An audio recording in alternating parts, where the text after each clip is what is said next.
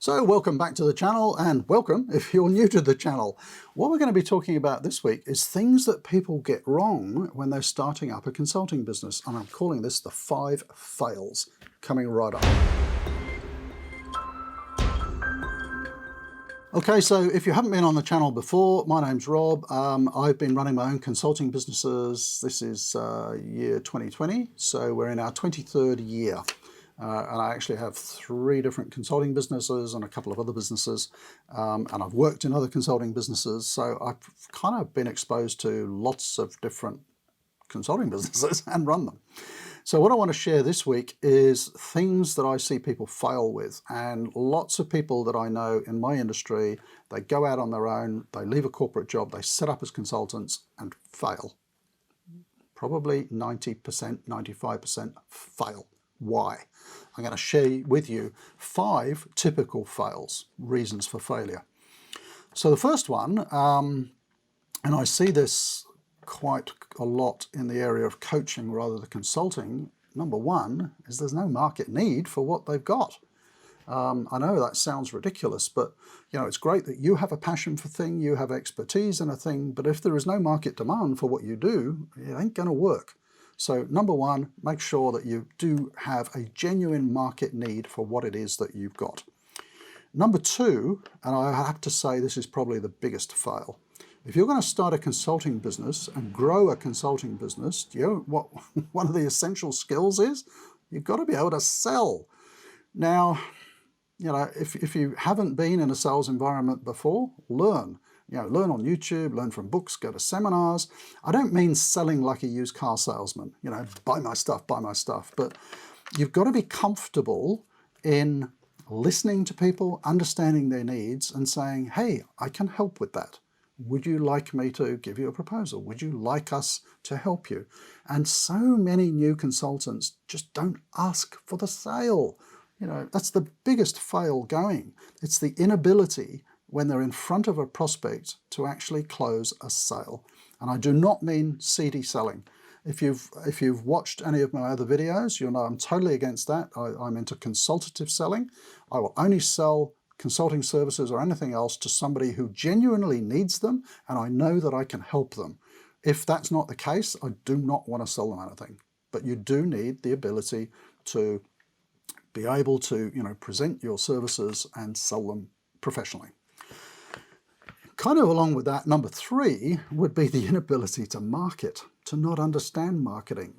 You'll find more videos on this channel about marketing, but it's one thing to be in front of prospects selling your services.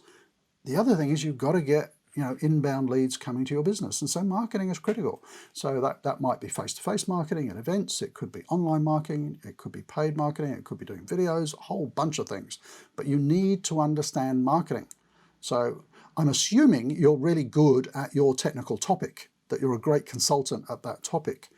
But to be a successful consultant and owner of a consulting business, you've got to be able to market that service and you've got to be able to sell that service. And that's what a lot of people tend to forget about. If you have never read the book by, I forget his first name, Goldratt, called The E-Myth, in fact, I've got a book summary. I'll put a link down below. I had one of my team read it and produce a summary of it. So we'll put a link down below where you can read a summary of the E-Myth. He tells a lovely story of, I think it's a baker who's a fantastic baker, makes great bread, decides to start up his own bakery, but he doesn't know how to run a business. And it fails. You get that in consulting. You get people who are very good technically at what they do, but they don't know how to run a business. So marketing, really important. Number 4, a lack of planning.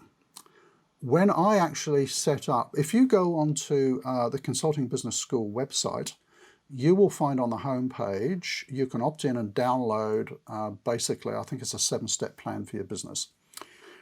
That's actually my plan from 23 years ago.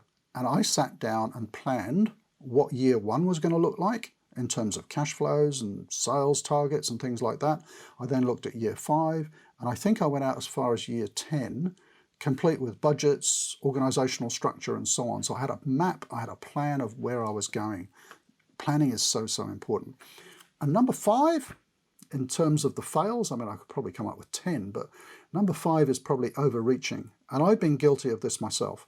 And what do I mean by that? Trying to enter new markets before maybe you're really ready to. Developing new products and services maybe before you're ready to. A lot of people call this, the bright shiny object syndrome as well, like a magpie, you go for the glittery things, and I'm definitely guilty of that. I love developing new products and services, developing new businesses. You've got to kind of keep that reined in a little bit, and it took me a few years to realize that. So stick to the stuff that you're really good at, that's bringing cash into the business, particularly in the early days. And then when everything's, settled down and going well, then you can start to develop other things. The reason I say that is that the time and energy you're putting into developing other things, you might drop the ball, take your eye off the ball, and your core business starts to suffer. So you can't do that. You've got to be focused on the main game and don't overreach too much. So there we go, just a quick video. What are those 5 fails? There's no market for what you've got. Believe me, I've seen it. You're starting a consulting business and you don't know how to sell, ain't gonna work. You don't know how to market, ain't gonna work. You haven't put a decent plan together. Look at the link below, go and get the plan that I used. And overreaching, trying to do too many things. Stick to what you're good at least in the early stages. So I hope that was helpful for you. You know how it works. If you've got any comments or questions, do comment down below. If you enjoy the channel, consider subscribing. Hit that red subscribe button. If you hit the bell, you'll get notified every time we have a new video coming out, and they come out generally on a Tuesday evening, although sometimes we do slip out extra ones as well. So thank you for watching. I hope that's helped you a little bit in your thought processes about starting your own consulting business. See you next week.